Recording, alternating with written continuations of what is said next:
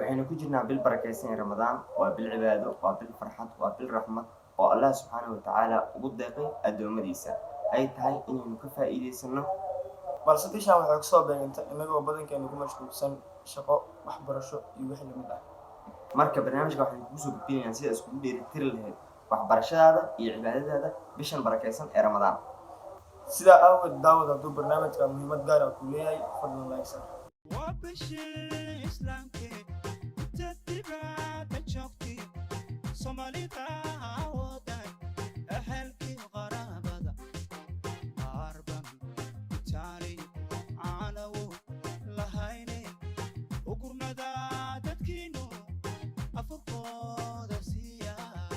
السلام عليكم ورحمة الله وبركاته دمان أصحابتا أخيارتا وأنا وكلا عبد المجيد أحمد أبشر axmed kaafi ak oo idin leh Ramadaan mubaarak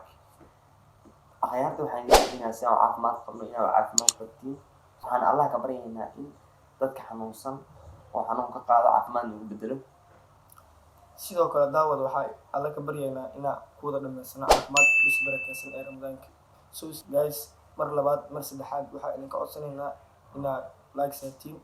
aa subscribe dhahdin wixii aad ka qabtiin dabcan hoos ugu soo xiriiriyo commentiga haddii aan daawada gudaha u galnay barnaamijkeena ugu horreyn ama step koowaad waa inaad waqtigaaga maareysaa oo aad samaystaa time management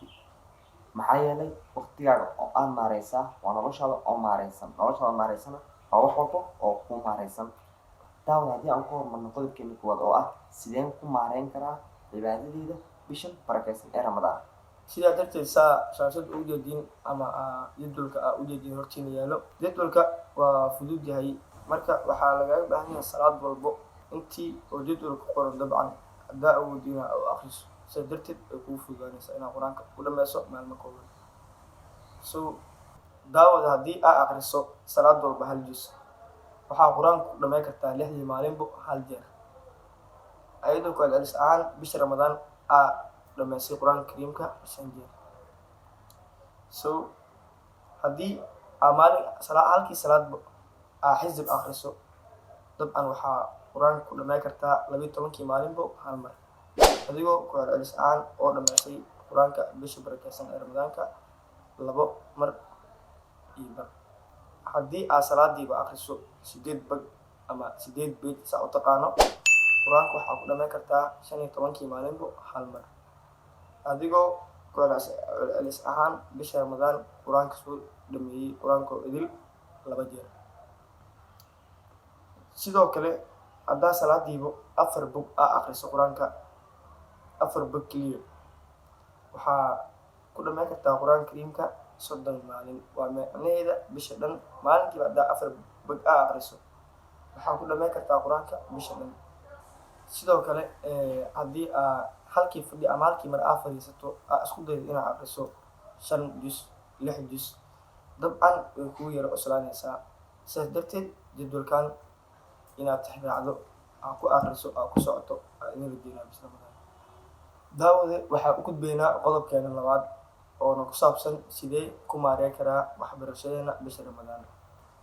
daawada qof walba wuxuu leeyahay qorshe hooleed maalinle ah balse anaga waxaan ka hadlaynaa sida arkaysiinta cibaadada iyo waxbarashada sidaas kugu maareyn lahayd ugu horreyn daawade haddaan nahay muslimiin bisha barakaysan ee Ramadaan waxaan soo kacnaa ama saxuuranaa sida badankeenaba 4 am ilaa 4 am waa haddii annaga aan macnaha dadka Muqdisho joogo ama dadka Soomaaliya joogo aan isku maxaa la dhahaa iska hadalno marka ugu horreyn markaa saxuurta usoo kacdo saxuurato ha ku laaban hurdada waxaa sameeydaa routiinkaaga maalinlaha ama waxyaabaha laga maarmaanka maalinlaha sida cadayga inaad soo qubaysato weysaysato intaasba samee kadib salaada tuko markaad tukatidba jadwalkii hadda aad soo yar aragtay oo noo soo gudbiyay saaxiibkeen Axmed Kaafi sidaa u qorshaysata haddii hal juz maalintiiba aqrinayda isla 2 juz aqrinayda gal intaas markaa ka dhex baxdo qorshahaaga sida hadda ujeedidba 5 am ilaa ama 12 saac subaxnimo ilaa 2 saac ee subaxnimo 3 saac waxbarasho u gaar yeel waxbarashada kala baxdo qof wax akhris waaye qof waxaa waaye waxbarashadiisa baraatika waaye qofba qof wuxuu baaraa marka habka adiga ama waxbarashada ay tahay ku dabaqo shanta am ilaa 8 am ee subaxnimo 8 am ilaa 9 am intaas break iska yara qaado xogaay maxaa la dhahaa iska yara naso maadaama 3 saacadood a waxbarasho joogtaa ama usoo fadhiday xogaha yara naso 9 am ilaa 12 am ama 6 saac subaxnimo waxaas 9 am ama 3 saac subaxnimo ilaa 6 saac duhurnimo waxaa sameeydaa ayadana waxbarasho ama macnaha jadwalkaas waxbarasho u gaariyaan 3 saacadood 3 saacadood waxbarashada habka ay tahay qaabka ay tahay ugu maarey 6 saac duhurnimo ilaa 7 saac ee duhurnimo si jadwalka ka arkayeen intaas iska yarnayso sidoo kale waxaa sameeydaa salaada tuko cibaadada sameyso sidoo kale jadwalka ay cibaadada ahay oo Axmed Kaafi noo soo gudbiyay waxaa sameeydaa ku dabaq haddii maxaa lahaa maalintii baa akhrinayday xisib ay akhrinayday sidii bog akhrinayday wixii awal jadwalka aago aansatay maxaa lahaa ugu ku dabaqabo 7 am markii la gaaro ilaa 9 am iska yarnayso maadaama aad sooman tahay jiifo intaas hurdo ugu maareyso madaxdii kadib haddii la gaaro 9 am ilaa 10 am muslimiin aan lehe salaada soo tuko sidoo kale jadwalka cibaadada ahayna ku dabaqo 4 pm ama 10 saac galabnimo ilaa 6 maqribnimo intaas waxaa ka dhigtaa option time kaasoo aad samayn karto wax allaale macnaha wax walba kuu furan haddii xogaa maalintaas aadan gaajo ama baahi ay dareemin waxaa waxbarashada ku dabaq ama qur-aankaaga akhriso haddii xogaa yara caajisantana waxaa sameeya tvgaaga shido ama social mediaga iskaga yara mashquul intaas option time ka dhigo xogaa nolosha xogaa wax ay ku yara maxaa lahaa nasan karto u samee 6 pm ilaa 6 pm markaan soo salaada maqrib aan tukano waa waqtiga afurka laakiin afurka waxaa sameeydaa maadaama qof waqtigiisa maaraysiin aad tahay waxaa sameeydaa afur fudud oo khafiif ah kaasoo adiga caajiska yara dhigayn ku afur macnaha salaadan aan kaa caajisin si kalena aan kuu caajisinin kadibna salaada taraawiix iyo maxaa la dhahaa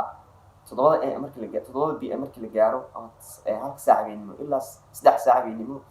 7 pm ama 9 ilaa 9 pm inta u dhaxeeya waxaa sameeydaa waa soo yar cibaadayso salaada taraawiix soo tuko haddii quraan aad soo akhrisanaydo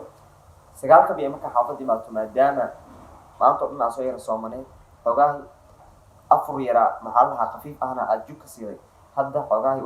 wax yar jug ka sii cunto ah